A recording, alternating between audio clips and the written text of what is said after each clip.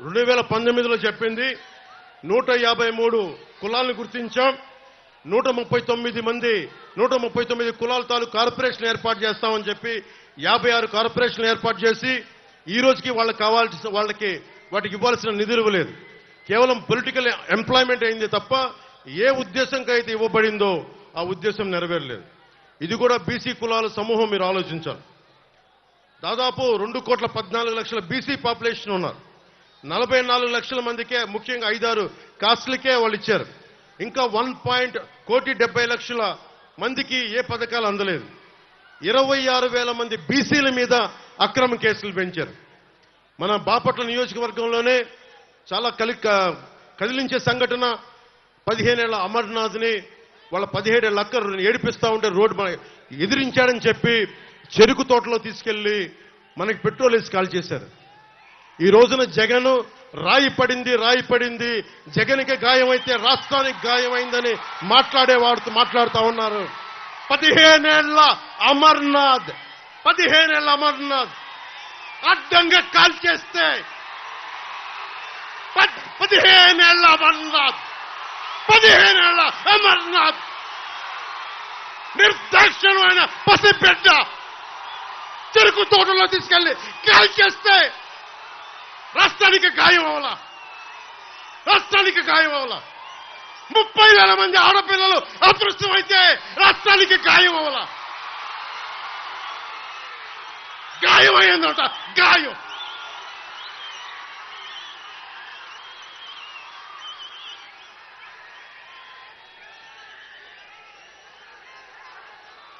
%34 ఉన్న బీసీల రిజర్వేషన్లని 24% తగ్గించి 16,000 మంది బీసీ నాయకులు మనకి అన్ని స్థాయిల్లో అవకాశాలు కోల్పోయారు. నేను 8 మందికి ఎంపీలకు ఇచ్చాను, ఇంతమందికి బీసీలకు ఇచ్చాను. కానీ జగన్ చేసిన ద్రోహం అంబేద్కర్ స్ఫూర్తిని విఘాతం కలిగించింది. 16,000 మంది బీసీలకి నువ్వు 34 నుంచి 24% తగ్గించి బీసీలని అధికారం దూరం చేసావు. అది మర్చిపోకండి.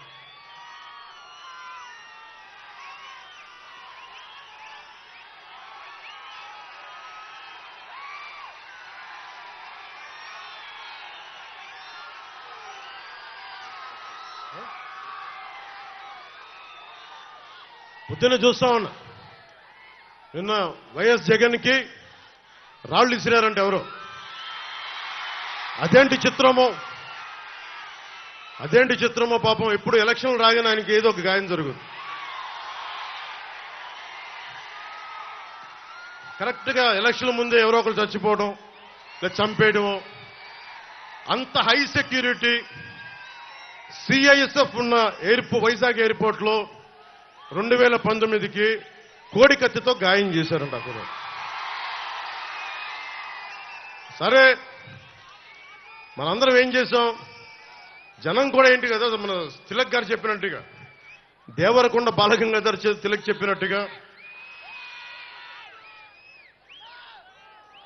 కొడవగంటి మనకి కుటుంబరావు గారు చెప్పినట్టుగా, మనందరం మధ్యతరగతి మనుషులు. మనందరికీ ఏంటంటే అధికారం ఉన్నోడు డబ్బున్నోడు ఏమి చేసినా దానికి ఒక నైతిక భాష్యం ఇస్తాం.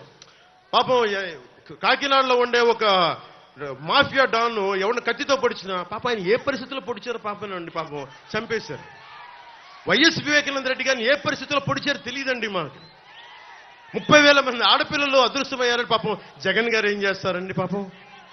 ఇది సగటు మధ్య తరగతి మనం చేసే తప్పు. ఇది మన హక్కులను మనం తెలుసుకోవట్లేదు. జగన్కి గాయం అయితే రాష్ట్రానికి అయ్యా గాయం. మీ జెడ్ కేటగిరీ సెక్యూరిటీ ఏం చేస్తుందా? మీ జెడ్ కేటగిరీ సెక్యూరిటీ చూసుకోరా మీరు? మరి చంద్రబాబు గారి మీద రాళ్లు కొట్టించినప్పుడు రాళ్ల వర్షమే కురిపించారా మీరు? అప్పుడు ఏమైపోయినాయి? అప్పుడు రాష్ట్రానికి గాయం జరగలేదా? అంటే మీ మీద ఇంత గులకరాయి పడితేనే గాయం అయిపోయినట్టు. ఏమో ఎవడు చేశాడో నా సంతాపం కదా, నాకు బాధ కలుగుతుంది. నన్ను అడిగారు ఈ రోజున స్టేట్మెంట్ ఇమ్మని చెప్పారు మా పార్టీ వక్తలందరూ. సార్ జగన్ గారికి ఇలా దెబ్బ తగిలింది అంటే నన్ను ఏం చేయమంటారన్న? ఆయనకి కొంచెం మీరు త్వరగా కోలుకోవాలని ఇవ్వంటే ఏమో అది నిజమో అబద్ధమో నాకేం తెలుసు. అతనే ఇలా టక్కుని కొట్టేసుకున్నాడేమో ఎవరికి తెలుసు? తెలియదు కదా. ఎందుకంటే కరెంటు పోయింది, దండలు ఉన్నాయంట, ఆ దండల్లో వాళ్ళే రాయిపెట్టి కొట్టుకున్నాడేమో, లేదా నిజంగా పోని ఒకసారి నాన్నా పులి కథలాగా ఒకసారి చెప్తే బాగుంటుంది. ప్రతిసారి ఎలక్షన్ రాగానే జరిగితే నిజంగా పులి వచ్చిన నాన్నా పులి కథలాగా అది అబద్ధం అనుకుంటాం. సరే, నిజంగా మీ మీద రాయిసి చూడండి, మీరు పట్టుకోండి. ఎదురుగా పొడిచిన వ్యక్తినే ఈ రోజు వరకు మీరు పట్టుకోలేదు. జైలు నుంచి అతను బెయిల్ ఇప్పించారు 5 సంవత్సరాల తర్వాత. కోడికత్తి వ్యక్తినే. ఈ సెంటిమెంట్ డ్రామాలు దయచేసి ఆపండి. ఈ నాటకాలు భరించలేకపోతున్నాం.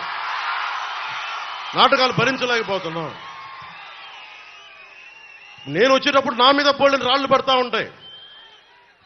మనకి పీఆర్పీ టైంలో నేను ఖమ్మం వెళ్తా ఉంటే నా మీద రాళ్ల వర్షం. మా వాళ్ళందరికీ మోకాళ్ళు ఇరిగిపోయినాయి, నాకు ఈపుల మీద రాళ్లు పడ్డాయి. ఆ రోజున చెప్పుకోవడానికి మీడియా కూడా లేదు. మొత్తం కరెంట్ ఆపేశారు రాజశేఖర రెడ్డి గారి ప్రభుత్వం. మరి దెబ్బలు తిని మేము వచ్చాం. నా స్టేజ్లు కూల్చేశారు. కాదు, నేను ముఖ్యమంత్రి కొడుకుని కాదు కదా, ముఖ్యమంత్రిని కాదు కదా. మన కథలు ఎవరికి తెలియవు. జగన్ గారికి ఎంత రాగానే అయ్యయ్యో ఎంత బాధ జరిగిపోయింది, అయ్యయ్యో పాపం. అమర్నాథ్ని తిరుగు తోటలో కాల్ చేస్తే పాపం లేదు. అది వైసీపీ వాళ్ళకి పట్టదు. రేపల్లెల్లో ఒక ఆడపడుచుని దారుణంగా భర్త ముందు మనకి మానాన్ని పాడు చేస్తే పాపం దొంగతనం చేయడానికి వచ్చారండి. అలా అనుకోలేదండి. దొంగలని దుర్మార్గుల్ని వెనకేసుకొచ్చే వస్తే మనుషులు. జగన్ గారిది ఇంత పడగానే నాకు నిజంగా అనిపించింది, జెడ్ కేటగిరీ సెక్యూరిటీ మీరందరూ ఏమయ్యారయ్యా? పోలీస్ అధికారులు ఏమయ్యారు? డీజీపీ గారు ఏమైపోయారు? ఇంటెలిజెన్స్ ఆఫీసర్ గారు ఏమైపోయారు మీరంతా? ఒక అందరినీ దాడి చేసే వ్యక్తి అతని మీద దాడి చేయడానికి ఎవడన్నా సంతోషిస్తాడు? మనకి నిజంగా సాహసిస్తాడా? నిజంగా ఇంత యంత్రాంగం ఉండి పట్టుకోవడానికి మీకు ఎంతసేపు పట్టుకోవడానికి? రేపొద్దున ఎవడన్నా పట్టుకుని కూడా వాళ్ళు ప్రేరేపించారు, వీళ్ళు మీ వాడే చేశాడేమో. 2019లో మీ కూర్చోబెట్టి కోడికత్తి కోసం జగన్ గారు సీఎం అవ్వాలని డ్రామా ఆడటానికి నేనే పొడిచానని ఆ అబ్బాయి చెప్పాడు. ఈరోజు అలాగే చేశారేమో కనుక్కోండి. కానీ నేను మీకు చెప్తున్నాను, ఇలాంటి డ్రామాలకి మనం పడాల్సిన అవసరం లేదు. దయచేసి పడకండి. నిర్ద్వందంగా దాన్ని తీసి పక్కన పెట్టండి. అరే, ఇద్దరు చెల్లెళ్ళు, సొంత చెల్లెళ్ళు. అరే, మా నాన్నగారిని చంపేశారు, మా చిన్నాయిని చంపేశాడంటే అడ్డగోలుగా బద్దలు కొట్టి కత్తితో పొడిచి చంపితే అందరూ గుండెపోటొచ్చి పడిపోయాడు. వీళ్ళ కథలు మనం ఎలా నమ్ముతాం? ఈరోజు ఆయన వివేకానంద రెడ్డి గారు అమ్మాయి సునీత గారు వైరాలజిస్ట్. ఆవిడ అమెరికాలో చదువుకున్న వ్యక్తి, వైరాలజిస్టు. కరోనా లాంటి వైరస్ ని ఆవిడ దాని మీద నిజంగా వైద్యం చేయగలిగే వ్యక్తి. ఆవిడ కూర్చొని నా తండ్రిని చంపారంటే ఒక్క పోలీస్ అధికారి దాని మీద మాట్లాడు. CBI central bureau of investigation వస్తే కడపలో కోర్టులోకి వెళ్ళనివ్వరు వాళ్ళని. ఇంత దారుణంగా ఉంటే మనందరం కూర్చొని చేతులు పొడిచి కూర్చున్నాం. మనకు పౌరుషం చచ్చిపోయింది. చచ్చిపోయింది. ఎందుకు నేను వ్యతిరేకపడడం? చీలద్దు ఎందుకంటానంటే ప్రజాస్వామ్యాన్ని కూలి చేసేవాడు ఒకడు కూర్చొని మనందరినీ పొడుస్తా, చంపుతా, దోపిడీ చేస్తా ఉంటే ఎంతకాలం భరిస్తాం? ఎంతకాలం?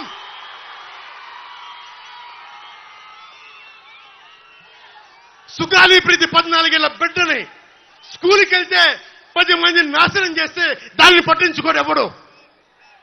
జగన్మోహన్ కి బొక్క పడితే, చిన్న గులకరాయి పడితే రాష్ట్రం అంతా ఊగిపోద్ది. సగటు మనిషి బాధ మనకి తెలియదు. సగటు మనిషి బాధ మర్చిపోయాం. నిజంగా నాకు ఆవేదన ఉంది, ఏడుపు వస్తుంది. తప్పు జగన్మోహన్ రెడ్డి కాదు, మందే. మనకు పౌరుషం చచ్చిపోయింది. ఇందాక తెనాలో చెప్పినట్టుగా దాస్యం చేసే కంటే కూడా చచ్చిపోవడం మేలు. దాస్యాన్ని ఆపేద్దాం.